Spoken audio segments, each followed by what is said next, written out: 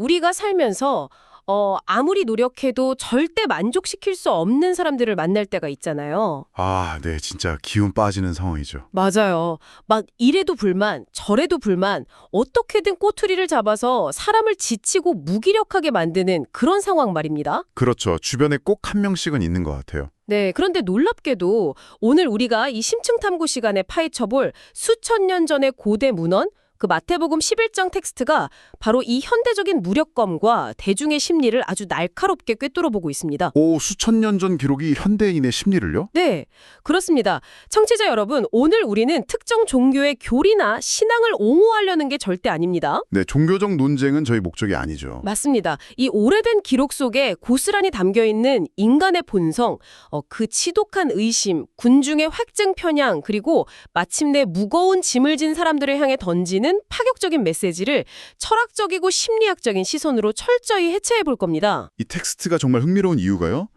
인간 내면의 모순을 전혀 포장하지 않고 아주 적나라하게 보여준다는 데 있거든요. 시작부터가 아주 극적이더라고요. 네, 맞아요. 당시 사람들에게 가장 존경받던 영적 지도자이자 예수를 세상에 알렸던 세례 요한이 등장하는데요. 네. 그가 있는 곳이 화려한 무대가 아니라 차갑고 어두운 감옥입니다. 아, 완전 극한의 한계 상황이네요. 그렇죠. 그리고 그 한계 상황 속에서 제자들을 예수에게 보내서 아주 뼈아픈 질문을 던집니다. 오실 그이가 당신입니까? 아니면 우리가 다른 사람을 기다려야 합니까? 이렇게요. 전 이 장면을 읽으면서 진짜 숨이 턱 막히더라고요. 왜, 어떤 부분에서요? 아니, 그토록 확신에 차서 앞장섰던 위대한 인물조차 감옥이라는 고통스러운 현실 앞에서는 여지없이 의심에 무너져 내린 거잖아요. 아, 너무 인간적인 모습이죠. 그런데 도대체 왜 이런 극단적인 의심을 품게 된 걸까요? 요한 정도 되는 인물이라면 어떤 상황에서도 흔들리지 않아야 하는 것 아닌가요? 그 의심의 밑바탕을 보면요. 약간 기대와 현실의 끔찍한 불일치가 자리 잡고 있습니다. 기대와 현실의 불일치요? 네, 요한을 비롯한 당시 유대인들이 기다렸던 메시아, 즉 구원자의 이미지는 아주 명확했거든요. 로마 제국의 압제에서 자신들을 해방시킬 강력한 정치적, 군사적 지도자였죠. 아, 부패한 권력을 심판하고 세상을 뒤엎을 불꽃 같은 혁명가를 기대했던 거군요. 맞습니다. 그런데 막상 예수가 하는 행동을 보니까 권력을 무너뜨리기는커녕 시골 마을을 돌아다니며 병자들을 고치고 가난한 사람들과 밥을 먹고 있는 거예요. 약간 방향성이 전혀 달랐네요. 그렇죠. 요한 자신은 지금 부당하게 감옥에 갇혀서 죽을 날만 기다리고 있는데 밖에서 들려오는 서식은 자기 기대랑 너무나 달랐던 거죠. 아, 듣고 보니까 요한의 심정이 10분 이해가 갑니다. 이게 마치 쓰러져가는 회사를 살리려고 업계에서 가장 공격적이고 파괴적인 혁신을 일으킨다는 CEO를 모셔왔는데 네네. 정작 그 CEO가 부임하더니 구조조정은 안 하고 직원들 복지 상담이나 하고 있는 그런 상황이랄까요? 와, 비유가 아주 찰떡이네요. 잠깐, 내가 기대한 경영 방식이 아닌데 이거 사람 잘못 본 거 아니야? 막 이런 혼란이 올 수밖에 없었겠군요. 네, 그렇게 기대치가 산산조각난 상황에서 요한이 질문을 던진 겁니다. 여기서 우리가 주목해야 할 건 예수의 답변 방식이에요. 어떻게 대답했죠? 보통 이런 도전을 받으면 내가 바로 그 구원자다, 나를 믿어라 하면서 자기 타이틀이나 직함을 내세우면서 방어하기 마련이잖아요. 그렇죠. 나 명함에 CEO라고 적혀 있잖아. 내 방식 믿어. 이러겠죠. 맞아요. 그런데 예수는 직함으로 대답하지 않습니다.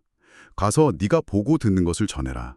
맹인이 보고 못 걷는 사람이 걸으며 나병 환자가 깨끗해지고 귀머거리가 들이며 죽은 자가 살아나고 가난한 자에게 복음이 전파된다. 이렇게요. 아, 철저하게 구체적이고 실증적인 결과만을 그냥 나열합니다. 말이나 어떤 타이틀이 아니라 지금 눈앞에서 벌어지고 있는 행동과 결과로 증명하라는 거군요. 그렇습니다. 깊은 의심과 불안에 빠진 사람한테는 그 어떤 화려한 말이나 논리도 위로가 안 되거든요. 맞아요. 오히려 더 의심만 커지죠. 예수는 요한이 기대했던 정치적 혁명이라는 틀을 깨고 자기가 일으키고 있는 본질적인 생명의 회복이라는 결과를 있는 그대로 직시하라고 요구하는 겁니다. 있는 그대로 보라는 거네요. 네.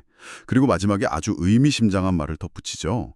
누구든지 나로 인하여 실족하지 아니하는 자는 복이 있도다라고요. 실족하지 않는 자요. 그러니까 자기가 만들어 놓은 틀, 즉 편견이나 기대치에 현실이 맞지 않는다고 해서 걸려 넘어지지 말라는 뜻으로 들리네요. 정확합니다. 결국 내가 원하는 방식이 아니라는 이유로 눈앞의 진실을 외면하지 말라는 거잖아요. 네. 아주 중요한 포인트죠. 그런데 이 상황이 마무리되고 요한의 제자들이 떠난 직후에 텍스트의 흐름이 진짜 묘하게 흘러갑니다. 어떻게 올라가나요? 대중 앞에서 자기를 공개적으로 의심한 요한을 비판할 법도 한데 예수는 오히려 군중들을 향해서 요한을 극찬하기 시작합니다. 오히려 칭찬을 해요. 네, 여자가 낳은 자 중에 세례 요한보다 큰 이가 일어남이 없도다라면서요. 그 대목까지는 아주 휴른했는데 저도 읽으면서 바로 다음 구절에서 머리가 좀 복잡해졌습니다. 어떤 구절이었죠? 방금 전까지 막 인류 역사상 최고의 인물이라고 치켜 세워놓고는 갑자기 그러나 천국에서는 극히 작은 자라도 저보다 크니라 이렇게 선언하잖아요. 네, 아주 유명한 역설이죠. 아니, 가장 위대한 자가 새로운 세계에서는 가장 작은 자보다 작다니 이게 도대체 무슨 소린가요? 이건 요한을 칭찬하는 건가요? 아니면 깎아내리는 건가요? 요한 개인을 깎아내리는 게 절대 아니고요. 이건 어떤 패러다임의 거대한 전환을 선언하는 철학적 선언문으로 보셔야 합니다. 패러다임의 전환이요? 네, 예수는 요한을 모든 선지자와 율법의 예언의 정점이라고 규정합니다. 즉, 요한은 엄격한 규칙, 금욕, 심판으로 대표되는 그 오래된 시스템 속에서는 가장 완벽하고 위대한 인물이라는 거죠.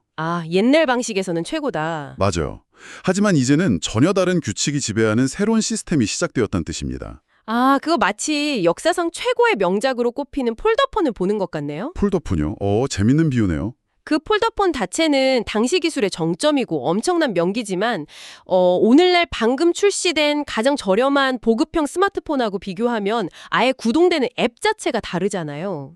그렇죠. 스마트폰은 아예 차원이 다르죠. 폴더폰이 나빠서가 아니라 그냥 운영체제 자체가 완전히 다른 새로운 시대로 넘어왔다는 의미군요. 와, 그 스마트폰 비유가 정확히 이 상황의 구조를 보여주네요. 정말요? 네.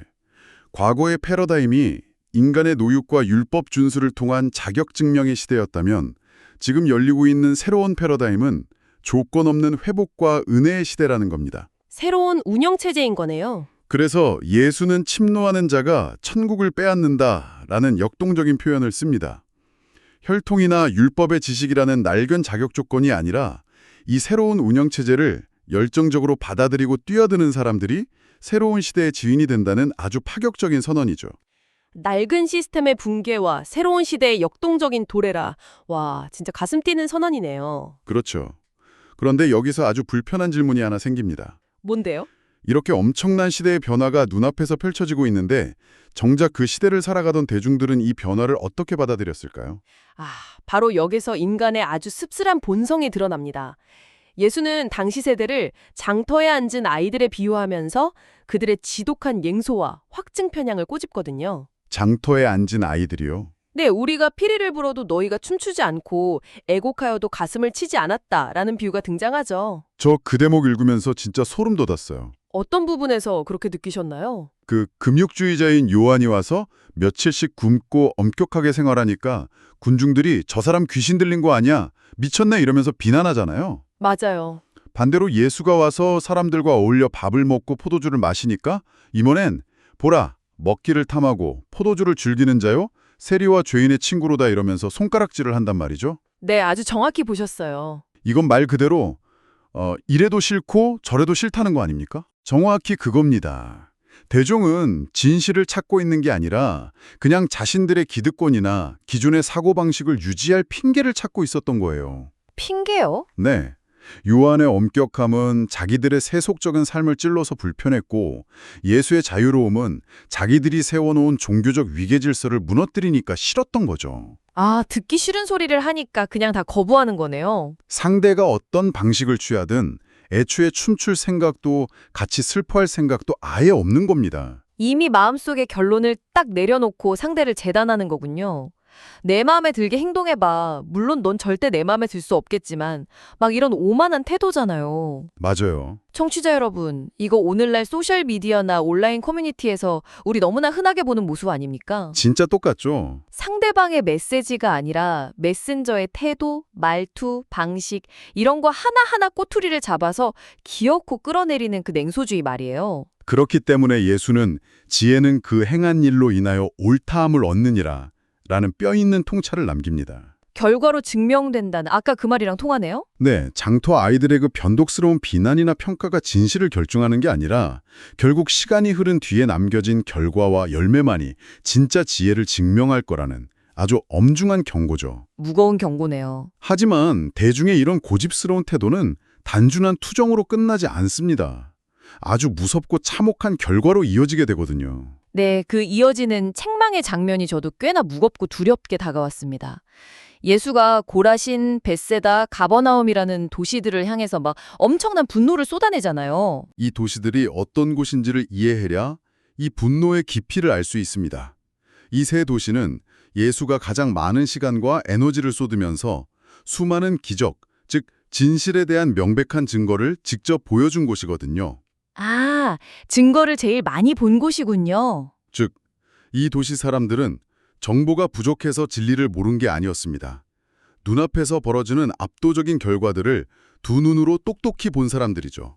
그런데도 변하지 않았다는 건가요? 그렇게 확실한 증거를 보고도? 오히려 그들은 자신들의 그 알량한 지식과 편견을 지키기 위해서 그 증거들을 철저하게 무시했습니다. 그래서 예수는 역사상 가장 타락한 고대 도시로 악명 높았던 두로와 시돈, 그리고 소돔을 소환합니다. 소돔이요? 네, 고대인들에게 소돔이라는 도시는 신의 진노를 받아서 불타 없어진 궁극적인 타락과 파멸의 대명사였거든요. 그런데 예수는 심판날에 소돔이 너희보다 견디기 쉬울 곳이다, 이렇게 선언해버립니다. 잠깐만요. 아무리 그래도 윤리적으로 완전히 타락했던 소돔보다 단순히 증거를 안 믿고 고집 좀 부린 가버나움 사람들이 더 큰 심판을 받는다는 건 좀 너무 가혹한 처사 아닌가요? 바로 그 지점이 이 텍스트가 찌르는 가장 아픈 곳입니다. 어떤 의미죠? 소돔의 타락은 육체적이로 도덕적인 부패였지만 가버나움의 타락은 지적 오만함에서 비롯된 영적 맹인 상태였기 때문입니다. 지적 오만함이요? 네, 눈앞에 완전한 진리와 구원이 빛나고 있는데도 자기가 옳다는 걸 증명하기 위해서 눈을 질끈 감아버리는 그 고집. 그것이야말로 무지에서 비롯된 죄악보다 훨씬 더 질이 나쁘고 치명적이라는 선언이죠. 와, 자기가 똑똑하다고 믿으면서 남을 비판하던 장터의 아이들이 사실은 가장 파멸에 가까운 어리석은 자들이라는 겁니다. 와, 스스로 지혜롭다 여기는 지적 오만함이 얼마나 무서운 결과를 초래하는지 진짜 등골이 서늘해지네요. 그렇죠. 그런데 이토록 차갑고 무거운 책망이 쏟아진 직후에 분위기가 갑자기 완전히 뒤바뀝니다. 네, 확 바뀌죠. 예수의 태도가 분노에서 따뜻한 감사로, 그리고 인류 역사상 가장 유명한 초대장으로 전환되잖아요. 수고하고 무거운 짐진 자들아 다 내게로 오라. 내가 너희를 쉬게 하리라 이렇게요. 이 극적인 반전이야말로 이 텍스트의 백미라고 할 수 있습니다. 앞선 맥락을 한번 짚어볼까요? 예수는 이 모든 것을 지혜롭고 슬기 있는 자들에게는 숨기시고 어린아이들에게는 나타내심을 감사한다고 말합니다. 네. 여기서 말하는 지혜롭고 슬기 있는 자들이 누구겠습니까? 바로 방금 전까지 자신의 지식과 편견에 갇혀서 진실을 거부했던 그 오만한 도시 사람들, 장터의 아이들입니다. 아, 반대로 어린아이들은 아직 어떤 편견이나 고정관념에 얽매이지 않고 새로운 진실을 있는 그대로 유연하게 받아들일 수 있는 사람들을 뜻하는 거군요. 그렇습니다. 진정한 진리는 학위나 알량한 논리적 고집으로 얻어지는 게 아니라 자신의 한계를 인정하는 겸손함과 열린 마음으로만 다가갈 수 있다는 겁니다. 그렇군요. 그리고 여기서 아주 역설적인 개념이 하나 등장합니다.